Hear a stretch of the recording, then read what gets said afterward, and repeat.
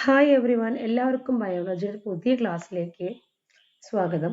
കഴിഞ്ഞ ക്ലാസ്സിൽ നമ്മൾ layers of the I and associated parts പഠിച്ചു. അപ്പോൾ കഴിഞ്ഞ ക്ലാസ്സിൽ ഞാൻ ഇംഗ്ലീഷ് മീഡിയത്തിൻ്റെ വേർഷൻ കാണിക്കാൻ മറന്നുവിട്ടുണ്ടായിരുന്നു. ജസ്റ്റ് നോക്കാം നമുക്ക്. Clear of the outermost layer and associate part cornea. Transparent ആണ്. Anterior part of the body eye ആണ്. അതുപോലെ തന്നെ ലൈറ്റ് കണ്ണകത്തേക്ക് എൻ്റർ ചെയ്യാൻ സഹായിക്കുന്നുണ്ട്. Then choroid middle layer ആണ്. ഫസ്റ്റ് പാർട്ടാണ് ciliary muscles. Adjust the curvature of the lens. ലെൻസിന്റെ വക്കത്ത് ക്രമീകരിക്കുന്നുണ്ട്. Then iris. അതിനകത്ത് 2 ടൈപ്സ് ഓഫ് മസിൽസ് ഉണ്ട്. ഐറിസിന്റെ ഹോൾ ആണ് പ്യൂപ്പിൾ. അത് ഇന്റൻസിറ്റി ഓഫ് ലൈറ്റ് മെയിൻറ്റെയിൻ ചെയ്യുന്നുണ്ട്. പിന്നെ അതിനകത്തുള്ള പിഗ്മെന്റ് ആണ് മെലാനിൻ. ദെൻ കോൺവെക്സ് ലെൻസ് ആണ്. അപ്പോൾ റെറ്റിനയ്ക്കകത്ത് ഉണ്ടാവുന്ന ഇമേജിന്റെ പ്രത്യേകത സ്മോൾ ആയിരിക്കും, റിയൽ ആയിരിക്കും, ഇൻവേർട്ടഡ് ഇമേജ് ആയിരിക്കും. ദെൻ തേർഡ് വൺ ആണ് റെറ്റിന. ഇന്നർ ലെയർ ആണ്. റെറ്റിനയിൽ 3 ലെയേഴ്സ് ഉണ്ട്, 3 പാർട്സ് ഉണ്ട്. Layer of photo receptor cells, then bipolar cell layer and then ganglion cell layer. അതിൽ ഫോട്ടോ റിസെപ്റ്റേഴ്സ് 2 ടൈപ്പ് ഉണ്ട്. റോഡ് സെൽസ് ഉണ്ട്, കോൺ സെൽസ് ഉണ്ട്.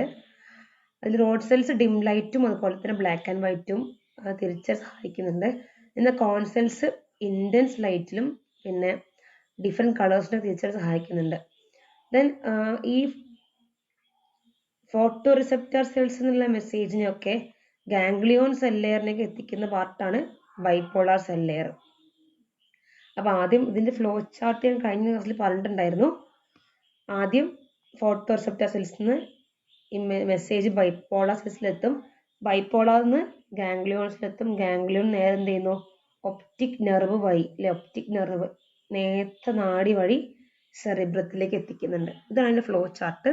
3 ലെയേഴ്സ്: സ്ക്ലീറ, കൊറോയിഡ്, റെറ്റിന.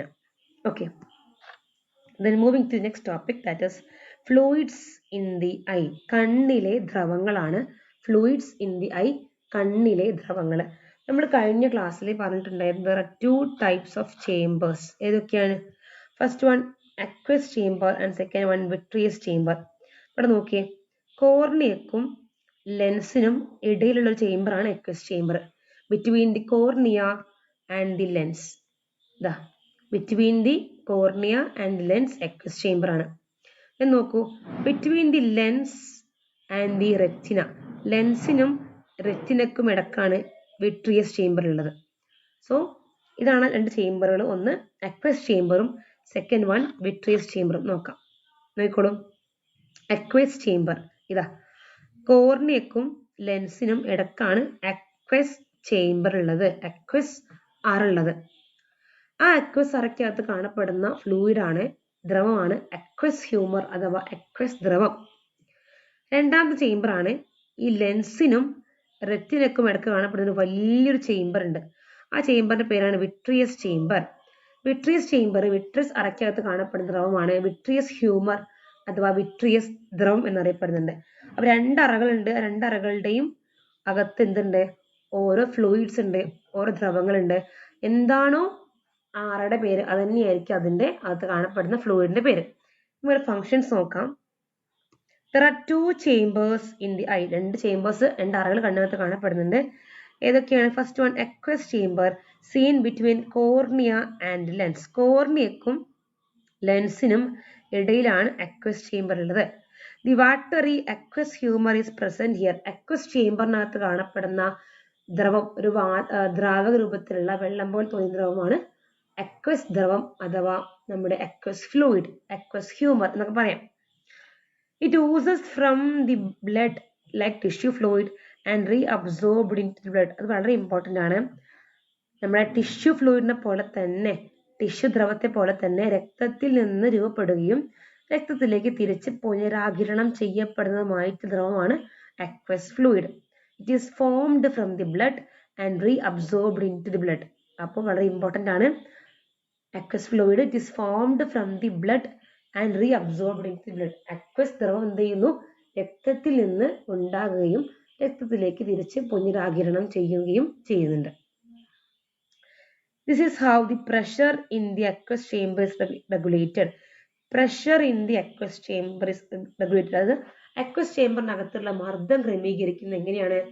രക്തത്തിലേക്ക് തിരിച്ച് വേസ്റ്റുകളൊക്കെ എന്ത് ചെയ്യുന്നുണ്ട്, ആഗിരണം ചെയ്യപ്പെടുന്നുണ്ട്. Lens and cornea get nutrients and oxygen from this fluid. വളരെ ഇമ്പോർട്ടൻ്റ് ആണ്. അക്വസ് ഫ്ലൂയിഡിന്റെ ഫംഗ്ഷൻ ചോദിക്കും. നറിഷ്മെന്റ് ആണ് കേട്ടോ. അക്വസ് ഫ്ലൂയിഡിന്റെ ഫംഗ്ഷൻ ആണ് നറിഷ്മെന്റ്. അതായത് പോഷകം ഓക്സിജൻ ഒക്കെ എത്തിക്കുക എന്നുള്ളതാണ് അക്വസ് ഫ്ലൂയിഡിന്റെ function, nourishment. Then second chamber ആണ് vitreous chamber. It lies between lens and retina. ലെൻസിനും റെറ്റിനക്കും ഇടക്കുള്ള ചേംബർ ആണ് വിട്രിയസ് ചേംബർ. അത് നേരത്തെ അക്വസ് ചേംബറിനകത്ത് കണ്ട അക്വസ് ഫ്ലൂയിഡ് പോലെ വാട്ടറി അല്ല, വെള്ളം പോലെ അല്ല, ഒരു ജെല്ലി ലൈക്ക് അപ്പിയറൻസ് ആണ്. ട്രാൻസ്പെറന്റ് ആണ്, പക്ഷെ ജെല്ല് പോലെയാണ്. ജെല്ലി ലൈക്ക് അപ്പിയറൻസ് ഉള്ള ഒരു ദ്രവമാണ് vitreous ദ്രവം. They maintain the shape of the eyeball. നമ്മുടെ ഐബോളിന്റെ നേത്രഗോളത്തിന്റെ ആകൃതി മെയിൻറ്റെയിൻ ചെയ്യാൻ സഹായിക്കുന്ന ഒരു ഫ്ലൂയിഡാണ് വിട്രിയസ് ഫ്ലൂയിഡ് അഥവാ വിട്രിയസ് ദ്രവം എന്നറിയപ്പെടുന്നത്. അപ്പൊ ആദ്യത്തെ ദ്രവം അക്വസ് ദ്രവമാണ്, ഒരു വാട്ടറി നേച്ചറാണ്, വെള്ളം പോലെ തോന്നിക്കുന്ന ദ്രവമാണ്. എന്നാൽ വിട്രിയസ് ചേംബറിനകത്ത് കാണപ്പെടുന്ന വിട്രിയസ് ദ്രവം അഥവാ വിട്രിയസ് ഹ്യൂമർ എന്താണ്, ഒരു ജെല്ലി. കൺപോള മോൾ തൊട്ട് നോക്കിയേ, ഒരു ജെല്ലി ഫീലിംഗ് അല്ലേ നമ്മുടെ കൺപോളക്കകത്ത് കാണപ്പെടുന്ന നേത്രഗോളം അല്ലെ. അപ്പൊ നേത്രഗോളത്തിന്റെ ആകൃതി മെയിൻറ്റെയിൻ ചെയ്യാൻ സഹായിക്കുന്ന ഫ്ലൂയിഡാണ് വിട്രിയസ് ഫ്ലൂയിഡ്. ഓക്കെ, നമുക്ക് ഇതിനകത്ത് ഒരു ഫ്ലോ ചാർട്ട് ഫില്ല് ചെയ്യാനുണ്ട്. The path of the light through the I. നോക്കൂ,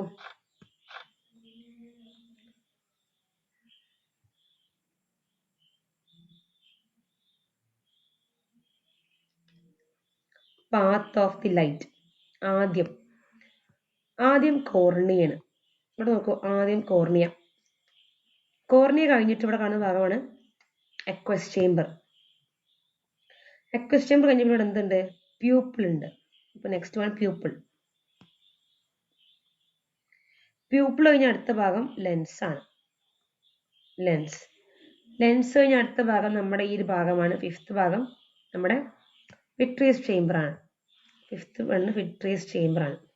വിട്രിയസ് ചേംബർ കഴിഞ്ഞാൽ പിന്നെ അടുത്ത ലാസ്റ്റ് എവിടെയാണ് ഇമേജ് ഒന്ന് എത്തുക, നമ്മുടെ റെറ്റിനയ്ക്കകത്താണ്. സിക്സ്ത് ഭാഗം എന്താണ്, റെറ്റിന.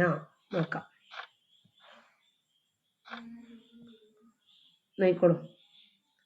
കോർണിയ ഉണ്ട്. കോർണിയ കഴിഞ്ഞ അടുത്ത ഭാഗമാണ് അക്വസ് ചേംബർ. അല്ലെങ്കിൽ ഇവിടെ ഹ്യൂമർ കൊടുത്തിട്ടുള്ളത് അക്വസ് ഹ്യൂമർ എഴുതാം. ചേംബർ വേണ്ടതിനകത്തുള്ള ഫ്ലൂയിഡ് ആയിക്കോട്ടെ, അക്വസ് ദ്രവം.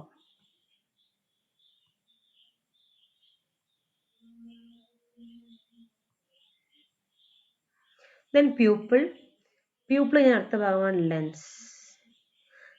കഴിഞ്ഞ അടുത്ത ഭാഗം വിട്രിയസ് ഹ്യൂമർ ആണ്. വിട്രിയസ് ഹ്യൂമർ കഴിഞ്ഞ ലാസ്റ്റ് ഭാഗമാണ് റെറ്റിന. ഓക്കെ, ഇത്രയുമാണ് നമ്മുടെ 2 ചേംബേഴ്സ് ഇൻ ദി ഐ. അപ്പൊ ഇതാണ് നമ്മുടെ അക്വസ് ചേംബറും വിട്രിയസ് ചേംബറും. ഇവിടെ ഒരു പോയിന്റ് കൊടുത്തിട്ടുണ്ട്. റെറ്റിനയിൽ നിന്നും നേത്രനാഡി, നമ്മുടെ ഒപ്റ്റിക് നെർവ് ആരംഭിക്കുന്ന ഭാഗത്ത് എന്ത് കാണപ്പെടുന്നില്ല, പ്രകാശഗ്രാഹി കോശങ്ങൾ കാണപ്പെടുന്നില്ല. There is no photoreceptors at the point where the optic nerve starts. Optic nerve start ചെയ്യുന്ന ആരംഭിക്കുന്ന ഭാഗത്ത് പ്രകാശഗ്രാഹി കോശങ്ങൾ കാണപ്പെടുന്നില്ല. There is no photoreceptors. അതുകൊണ്ട് ആ ഭാഗത്തെ കാഴ്ചയില്ലാത്ത ഭാഗം അഥവാ അന്ധബിന്ദു ബ്ലൈൻഡ് സ്പോട്ട് എന്ന് വിളിക്കുന്നുണ്ട്. ബ്ലൈൻഡ് സ്പോട്ട്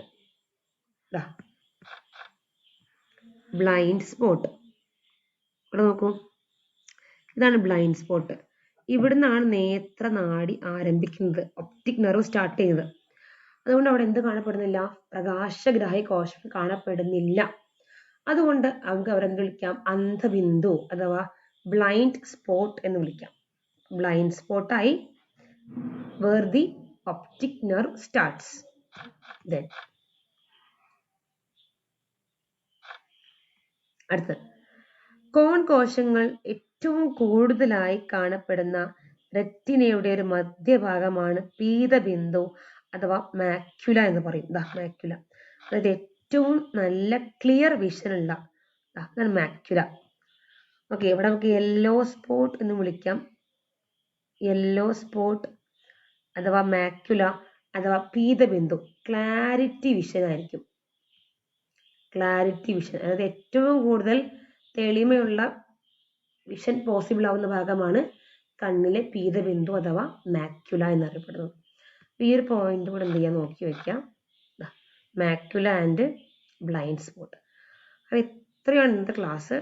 അടുത്ത ക്ലാസ്സിൽ നമുക്ക് എന്ത് ചെയ്യാം, ബാക്കി നോക്കാം. അന്നാന്ന് എടുക്കുന്നത് കൃത്യമായിട്ട് പഠിച്ചു വേണം പോകാൻ. എന്തായാലും 3 ചാപ്റ്റർ നമ്മൾ ബ്രേക്ക് എടുക്കും, കാരണം 9th എടുക്കാൻ ആഗ്രഹിക്കുന്നുണ്ട്. അപ്പോൾ ഫസ്റ്റ് 3 ചാപ്റ്റേഴ്സ് ആയിരിക്കും എക്സാമിന് ഉണ്ടായിരിക്കുക, ഫസ്റ്റ് ടൈം എക്സാമിന്. അതുകൊണ്ട് ഈ ആദ്യത്തെ 3 നന്നായി പഠിച്ചു വെക്കുക. ഓക്കെ, അപ്പോൾ നിങ്ങൾ നിങ്ങളുടെ നിർദ്ദേശങ്ങളൊക്കെ നമ്മുടെ കമൻറ്റ് ബോക്സിനകത്ത് നിങ്ങൾ മെൻഷൻ ചെയ്യേണ്ടതാണ്. നിങ്ങൾക്ക് ഇഷ്ടപ്പെട്ടാലും ഇല്ലെങ്കിലും നിങ്ങൾക്ക് എന്ത് ചെയ്യാം, അതിൻ്റെ കമൻസ് നിങ്ങൾക്ക് എന്ത് ചെയ്യാം, അതിനകത്ത് പോസ്റ്റ് ചെയ്യാം. ഓക്കെ, അപ്പോൾ ക്ലാസ്സുകൾ മനസ്സിലാവുന്നുണ്ടെങ്കിൽ നിങ്ങളുടെ ഫ്രണ്ട്സിന് ഉപകാരപ്പെടുന്ന നിങ്ങൾക്ക് എന്ത് ചെയ്യാം, ക്ലാസ് നിങ്ങൾക്ക് ഷെയർ ചെയ്യാം. Okay, thank you.